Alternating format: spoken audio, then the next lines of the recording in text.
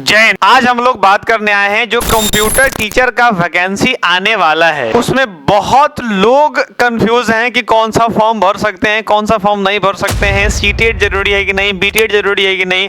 तो आज हमारे पास जिनको अभी आप देख पा रहे हैं ये सीटेट और बीटेट की तैयारी कराने वाले हमारे योद्धा सर हैं और इनके पास कई सालों का अनुभव है जो बीटेट और सीटेट करा रहे हैं। तो आज हमारे बीच ये आए हैं हमें जानकारी देने के लिए कि हमारा कंप्यूटर टीचर जो वैकेंसी आने वाला है उसके अंदर में क्या क्या क्राइटेरिया हैं, कब कब कौन कौन सा एग्जाम होगा, पेपर 1 पेपर 2 कौन सा है, 9 to 10 के लिए क्या करना है, 11 12 के लिए क्या करना है, 6 to 8 के लिए क्या करना है।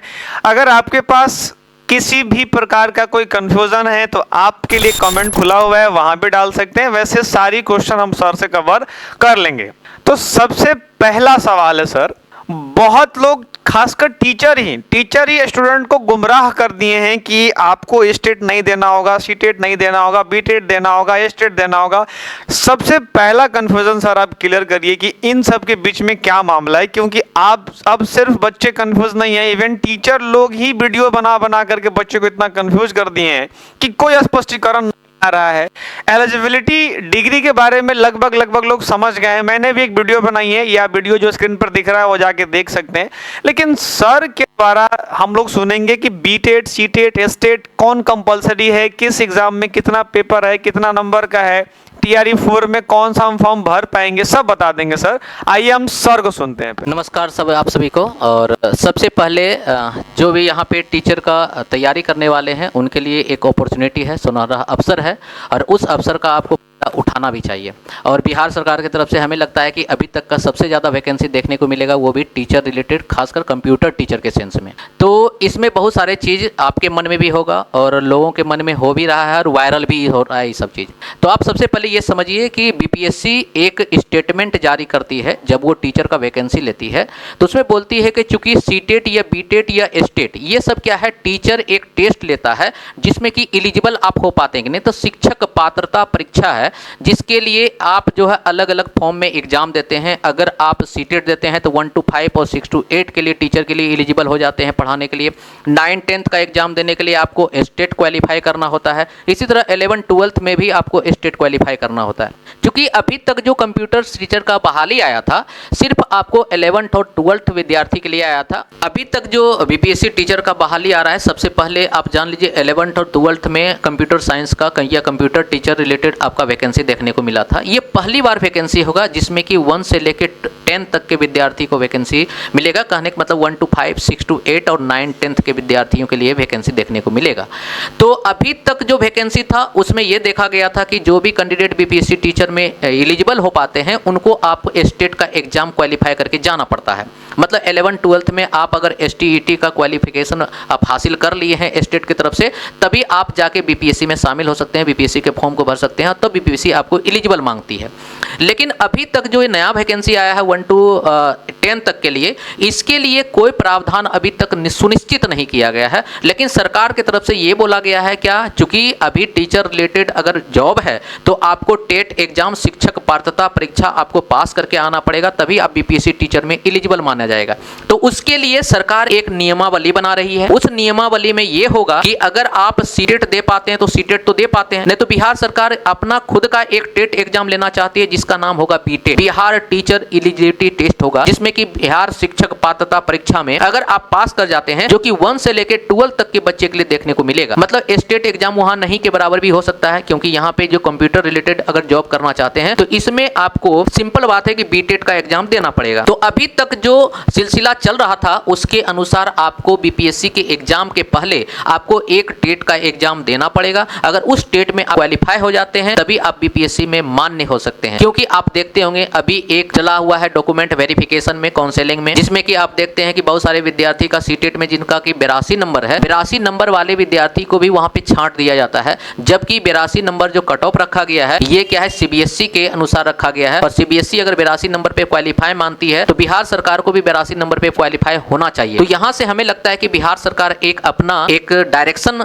मतलब दिखा रही है कि हम अपने तरीका से टीचर का टेस्ट लेना चाहते हैं और इस सिलसिले में नियमावली जब बनेगी तो उसमें बहुत तरह का बात आएगा, और उस बात में एक बात आपका शामिल रहेगा कि बीपीएससी टीचर वही बन सकते हैं जो कि आप सीटेट, एस्टेट या बीटेट कोई भी ऑप्शन आपके पास रहेगा उसको आपको क्वालिफाई करके जाना पड़ेगा। लेकिन सर ये बताइए, अगर हमें बीटेट का तैयारी करना है, ये तो क्लियर है सर, कोई ना कोई टेस्ट तो देना है, अब तैयारी करना है तो वो कैसे करें, कितना नंबर का है? क्योंकि डायरेक्ट कुछ लोग शिक्षक हैं जो डायरेक्ट टीआरई 4 के लिए पढ़ा रहे हैं। अब डेफिनेटली सर, अगर टीआरई 4 के लिए कोई पढ़ा रहे हैं और अगर मेरे पास स्टेट नहीं है या किसी भी कारण से मेरे पास वो एलिजिबिलिटी नहीं है जैसे कि हम स्टेट भर पाए, तो फिर टीआरई 4 कोई लॉजिक ही नहीं बनता है तैयारी का। तो उसके बारे में थोड़ा सा बता दीजिए कि कितना नंबर का है और क्या क्या एलिजिबिलिटी है, पहले टेट कैसे हम लोग क्लियर करें, उसके बाद टीआरई 4 पे जाएंगे ना। अच्छा, कुछ शिक्षक लोग सर ऐसा भी वीडियो बना दिए हैं कि आपको स्टेट बीटेट एकदम देना ही नहीं है। क्या ये किसमें कुछ सच्चाई है कि ये कंप्लीटली एक फेक और एक सिर्फ अपने कोर्स को सेल करने का परियोजना चल रहा है, या इसके बारे में आप क्या कहते हैं, इसको कैसे देखेंगे आप? देखिए, ये जो है हमें लगता है कि एक मनगढ़ंत बातें हो सकती अपने कोर्स को परचेज करवाने के लिए, क्योंकि बिहार सरकार की तरफ से इस तरह का कोई भी अभी प्रावधान नहीं हुआ है कि आप ये तय कर सकते हैं कि आप जो है सीटेट का क्वालिफाई किए बिना, स्टेट क्वालिफाई किए बिना आप बीपीएससी टीचर में एलिजिबल हो सकते हैं। क्योंकि अभी तक का हिस्ट्री यही बोलता है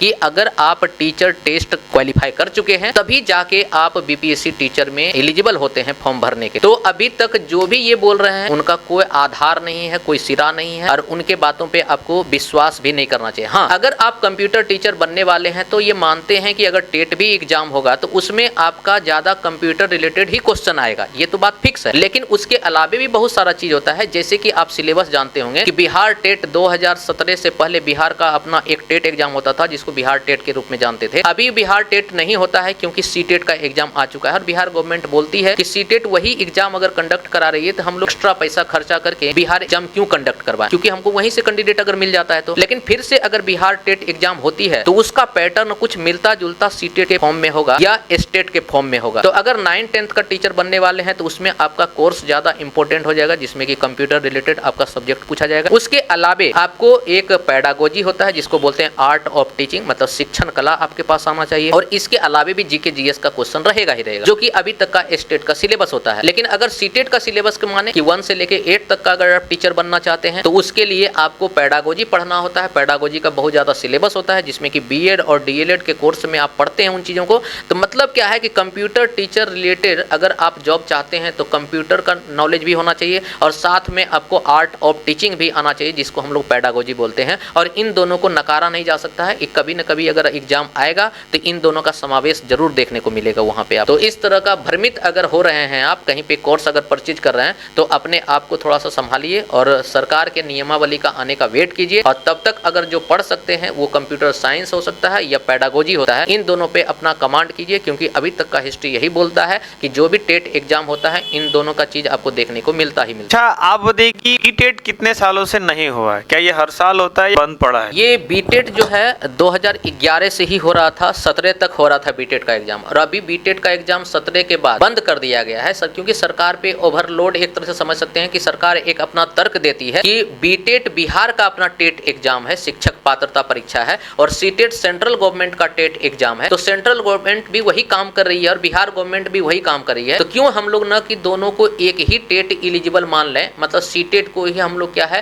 क्वालिफाई मान लें और सीटेट के क्वालिफाई के मार्क्स पे हम लोग बीपीएससी में एलिजिबल कर दें। तो इसीलिए बीटेट जो अगर होने का चांस होगा तो बीटेट का जो पहले सिलेबस 2017 के पहले आपको देखने को मिल रहा था वही सिलेबस यहाँ भी आपको उसी रूप में देखने को मिलेगा, बस यहाँ कंप्यूटर टीचर के लिए होगा तो इसमें कंप्यूटर रिलेटेड जो कोर्स होंगे वो भी इसमें एड ऑन हो जाएंगे। अच्छा सर, एक चीज और, इसमें क्या है ना कि अगर आप सीटेट देते हैं तो पेपर 1 पेपर 2 होता है, स्टेट में भी पेपर 1 पेपर 2। तो जो बीटेट में था जैसे 9 to 10 हो गया या 11 12 हो गया, तो इसमें से हम कौन सा पेपर दें? क्योंकि हमने तो कहीं पढ़ा था सर कि सिर्फ और सिर्फ 11 12 में ही कंप्यूटर साइंस अभी तक इंक्लूड है, 9 to 10 में तो कंप्यूटर साइंस इंक्लूड भी नहीं है। तो ये नई नियमावली की चर्चा हो रही है कि नई नियमावली आएंगी तो ऐसा कुछ परिवर्तन होने का चांसेस ऐसा दिख रहा है। जो अभी तक जो स्टेट लिया है या टीआरई 1 टीआरई 2 टीआरई सारे 3 जो लोगों के नियुक्तियां हुए हैं उनके आधार पर, अभी क्योंकि आप उनके विशेषज्ञ हैं तो आपको बहुत जानकारियां होंगी उसके बारे में, हमें ये बताइए कि क्या 9 to 10 में अगर हम कोई आदमी तैयारी करता है और वो पेपर 1 और पेपर 2 में से पेपर 1 को भरता है तो क्या उसमें कंप्यूटर साइंस आने की संभावना है? क्या वो नियुक्त हो सकते हैं अगर ऐसा कुछ फ्यूचर में ऐसा देखने को नियमावली मिलता है? नियमावली बनने का मतलब यही है कि अब एक नया चीज होगा जो कि 1 से लेकर 12 तक के विद्यार्थी को वो फॉलो करना पड़ेगा। कहने का मतलब ये नया नियमावली बन रही है। तो अभी तक 11-12 में ये देखा गया था कि जो स्टेट का एग्जाम दे रहे थे, क्वालिफाइंग एग्जाम, तो उस क्वालिफाइंग एग्जाम में ये था कि क्वेश्चन का पैटर्न कुछ इस टाइप से था कि आपका सब्जेक्ट मैटर करता है वहाँ 100 नंबर का, क्योंकि टोटल एक 150 का वहाँ एग्जाम होता है जिसमें कि 100 मार्क्स का आपका सब्जेक्ट रिलेटेड क्वेश्चन होता है। अगर आप कंप्यूटर साइंस से हैं तो कंप्यूटर साइंस रिलेटेड क्वेश्चन भी वहाँ पे रहेगा। साथ में क्या है, 30 नंबर का आपका पैडागोजी होता है जो कि आप बीएड या डीएलएड के कोर्स में पढ़ते हैं, मतलब वो टीचिंग आर्ट है, शिक्षण कला है। और 20 नंबर का जो क्वेश्चन होता है वो आपको जनरल अवेयरनेस जीके जीएस के टर्म में आप देख सकते हैं। तो ये 3 पोर्शन है, जीके जीएस, एक तो से कंप्यूटर साइंस और साथ में आपको पैडागोजी। इन 3 सेक्शन को आपको पकड़ना पड़ेगा। यही 3 सेक्शन का क्वेश्चन 9-10 में भी आपको देखने को मिलेगा और वही चीज आपको 6 to 8 और 1 to 5 वाले विद्यार्थी में भी कम ज्यादा देखने को मिलेगा ये। अच्छा सर, थोड़ा सा एक बार आप जो कंप्यूटर वाला सेक्शन है उसको तो हम कवर कर लेंगे। आप जो एक्स्ट्रा पूछने की चांसेस हैं, जैसे आप स्टेट को क्वालिफाई कर रहे हैं या वही बीटीएट आप कह रहे हैं, तो उसको पढ़ने के लिए हमें किन किन सब्जेक्ट्स पर ध्यान देना है? पहले तो हमें टेट क्लियर करना है, फिर हमें टीआरई 4। तो आप टीआरई का भी सिलेबस बता दीजिए सर, क्योंकि देखिए सर बहुत बिजी रहते हैं और काफी कहने के बाद सर अपना समय निकाल के आए हैं। सर के कोचिंग का एड्रेस जो अभी आप स्क्रीन पर देख रहे हैं एड्रेस है सर, हमारा जस्ट बगल के ही है। और थोड़ा सा सिलेबस पर बता दीजिए, जो कंप्यूटर से रिलेटेड तो हम कर लेंगे, आप जो एक्स्ट्रा है वो बता दीजिए ताकि बच्चों को कंफ्यूजन किसी प्रकार ना रहे, वो ना क्लैरिटी के साथ तैयारी करें। हम आपको टीआरई 4 में अगर आप तैयारी करना चाहते हैं, क्योंकि टेट रिलेटेड जो भी था वो क्वेरी के बारे में आपको हम बता चुके हैं। बाकी बात टीआरई मतलब 4 का जो एग्जाम होने वाला है, उस एग्जाम में वैकेंसी आप मान के चलते हैं कि आपको 40,000 प्लस वैकेंसी आपको कंप्यूटर टीचर का देखने को मिले। इसमें सिलेबस इस तरह से होता है, क्या 120 मार्क्स का आपका बीपीएससी एग्जाम लेती है, 120 मार्क्स पे ही आपका मेरिट लिस्ट बनता है। 120 में आपको 80 मार्क्स का जो क्वेश्चन आएगा वो सिर्फ कंप्यूटर से आएगा, अगर कंप्यूटर का टीचर का फॉर्म भरने वाले हैं तो। ये टीआरई 4 में मतलब 80 मार्क्स का आपका कंप्यूटर का क्वेश्चन आएगा और बाद में जो 40 मार्क्स का क्वेश्चन बच गया है उसमें बहुत प्रकार के चीज जुड़े रहते हैं, उसको जीएस पोर्शन हम लोग बोलते हैं। मतलब क्या है, जनरल स्टडीज होता है वो। जनरल स्टडीज में आपको मैथ के भी क्वेश्चन रहेंगे, कुछ क्वेश्चन जैसे कि 7 से 8 क्वेश्चन आपको मैथ के भी होंगे, उसमें आपको साइंस के भी क्वेश्चन होंगे 7 से 8 क्वेश्चन, उसमें आपके एसएसटी के भी क्वेश्चन होंगे 7 से 8, उसमें करंट अफेयर के भी क्वेश्चन होंगे, उसमें इकोनॉमिक्स के भी क्वेश्चन होंगे। ये सारे क्वेश्चन जो कि जीएस पोर्शन में आते हैं, वो जीएस पोर्शन आपको 40 नंबर का होगा। तो 80 नंबर आपका कंप्यूटर रिलेटेड क्वेश्चन हो गया और 40 नंबर आपका जीएस का पोर्शन हो गया। इन दोनों मिला के आपको 120 का क्वेश्चन पूछा जाएगा और इसी 120 पे आपका मेरिट लिस्ट तैयार होगा। और हमें लगता है क्या ये वैकेंसी बहुत ज़्यादा पैमाने पे हो रहा है। अभी बहुत ज़्यादा स्टूडेंट ऐसे हैं कि पीजीडीसीए का कोर्स ले रहे हैं, उनको लग रहा है कि पीजीडीसीए का कोर्स लेने पे आसानी से ये हो सकता है, लेकिन बहुत सारे विद्यार्थी ऐसे हैं जो कंप्यूटर साइंस से ऑलरेडी जो है बीटेक किए हुए हैं या बीसीए किए हुए हैं, बीएससी आईटी किए हुए हैं, तो उनको ज़्यादा बेनिफिट देखने को मिलेगा। और इन चीज़ का अगर आप लगे रहिएगा तो हमें लगता है कि बेनिफिट आपको भी देखने को मिलेगा, क्योंकि कंप्यूटर के साथ साथ आपको जीएस का पोर्शन का भी ध्यान रखना पड़ेगा, क्योंकि मेरिट लिस्ट की वो भी अहम भूमिका निभाता है। अच्छा, ये तो सर टीआरई 4 के बारे में आपने पूरी जानकारी दे दी, जैसा कि आप देख रहे हैं। पहले टेट के बारे में भी एक बार रिवाइव कर दीजिए कि टेट को क्लियर करने के लिए हमें क्या क्या करना रहता है। टेट एग्जाम क्लियर करने के लिए आप जब भी 1 से लेकर 12 तक का, क्योंकि अभी जो एग्जाम हो रहा था वो आपका 9, 10 और 11, 12 के लिए हो रहा था, जिसको हम लोग स्टेट के फॉर्म में जानते। तो पेपर 1, पेपर 2, 9, 10 के लिए पेपर 1 होता था स्टेट, और 11, 12 के लिए पेपर 2 स्टेट के नाम से होता। इसमें होता था क्या कि आपका जो भी क्वेश्चन होता है 150 नंबर का क्वेश्चन होता है, और 150 नंबर के क्वेश्चन में आपका कंप्यूटर से अगर आप जाते हैं, चूंकि हम लोग चर्चा कर रहे हैं कंप्यूटर पे, तो कंप्यूटर से 150 में सिर्फ 100 नंबर का क्वेश्चन कंप्यूटर से पूछा जाएगा, मतलब 100 नंबर का क्वेश्चन आपका कंप्यूटर से रहेगा टेट में। बाकी बात जो 50 नंबर का क्वेश्चन रहेगा, उस 50 नंबर के क्वेश्चन में 30 नंबर का आपका पैडागोजी होगा, जिसको हम लोग क्या है सीडीपी भी बोलते हैं, बाल मनोविज्ञान बोलते हैं, या साइकोलॉजी बोलते हैं, या बीएड का सिलेबस बोलते हैं, किसी भी तरह से आप समझ सकते हैं। और बाकी बात 20 नंबर का जो होता है वो जीएस होता है, वही जीएस जो कि बीपीएससी टीचर में आप 40 नंबर के लिए जीएस पढ़ रहे थे। तो ये पूरा अभी तक पैटर्न है, इसी पैटर्न को अगर सरकार अपनाती है तो ये पैटर्न आपको लोअर क्लासेस में भी देखने को मिलेगा, मतलब कि 6 to 8 में भी और 1 to 5 में भी देखने को मिलेगा। और जो सर ने जैसा कि एकदम स्पष्ट शब्दों में बताया कि आपका टेट का एक, यानी कि अगर आप पेपर 1 पेपर 2 देते हैं सर, तो उसमें 150 का होता है पूरा क्वेश्चन, जिसमें से 100 नंबर का आपका सब्जेक्ट रहेगा कंप्यूटर साइंस। मैंने कई लोगों की वीडियोस देखी जो बड़े शिक्षक हैं, वो लोग भी मिस कर जा रहे हैं। एक तो ऐसे हैं जो फंडामेंटल कह रहे हैं कि सिलेबस का पार्ट है, नहीं चला, ऐसा ये गलती आप भूल के भी मत करिएगा, क्योंकि हम लोग कॉलेज में पढ़े हैं जाकर के, इतना बड़ा बड़ा प्रोग्राम, इतना बड़ा डेवलपर बीसीए और एमसीए के अंदर में हो जाते हैं पढ़ने के बाद, और आप फंडामेंटल से सेट क्वेश्चन नहीं पूछने वाला है। ए स्टेट का सिलेबस बहुत लोगों को नहीं पता है, सिलेबस की बात, सिलेबस नहीं पता है, छोड़िए और सब की बातें। इसलिए हम आपके सामने सिलेबस पूरा लिख के एक दूसरा वीडियो में दे देंगे कंप्यूटर से रिलेटेड, जो कि कहीं से ऐसे बड़बोला की तरह नहीं आए कि बस बोल दिए और बस बोल ही दिए, ऐसा नहीं होगा। जो हम लोगों ने बीसीए में पढ़ा था, जो हम लोग ने कंप्यूटर में प्रोग्राम डेवलपर जो हम लोग लिखे थे, वो सब से database, SQL, management, networking, programming, सबसे क्वेश्चन पूछ रहा है। यहां तक कि अभी ये कंफर्म नहीं है, लेकिन एक्सपेक्टेड है कि पाइथन से भी सवाल पूछे जाएंगे। और यहाँ लोग कह रहा है कि इनपुट आउटपुट, आप खुद सोचो, जो हम डीसीए में पढ़ाते हैं वो एक कंप्यूटर से टीचर बना रहा है और इनपुट आउटपुट पूछेगा, वो भी 11th 12th के टीचर से, ये कहीं से लॉजिकल है ही नहीं। इसलिए हम सिलेबस के बारे में आपको प्रॉपर एक वीडियो बनाएंगे और उसमें से आपको अपडेट कर देंगे। आप जो है भ्रमित मत रहिए, एकदम स्पष्टता के साथ आप अपनी तैयारी करिए। एक बच्चा मिला हमको अभी कुछ देर पहले, और वो कहा कि सर हम टीआरई 4 के तैयारी, सिर्फ उसका भी ना बीएड हुआ है, ना डीएलएड हुआ है, ना कुछ हुआ है, और ना ही उसके पास मास्टर्स है, ना बीसीए एमसीए, कुछ नहीं किया है वो, और टीआरई 4 की तैयारी, सीधे टीआरई 4 की तैयारी। मैंने पूछा कि क्या लॉजिक है तुम्हारा, क्यों कर रहे हो तैयारी? कहा कि सर अभी हमारा तो 2 साल ऐसे भी कुछ नहीं हो सकता, क्योंकि बीएड नहीं हुआ, बीएड देने के बाद वो टेट देगा, लेकिन टीआरई 4 में एडमिशन ले लिया। क्यों भाई, क्या लॉजिक है? तो कहा कि सर हम अभी खाली हैं तो कर ले रहे हैं और बाद में रिवीजन कर लेंगे। तो हमें लगता है कि ये एक अनप्लान्ड, मतलब कोई बिना सोचे समझे लिया गया डिसीजन था। मैंने उनको कहा कि भाई पहले आप एक स्टेप क्लियर तो करो, पहले डीएलएड पूरा करो, बीएड पूरा करो, स्टेट करो, क्लियर तो करो, फिर उसके बाद टीआरई 4 की बात करना।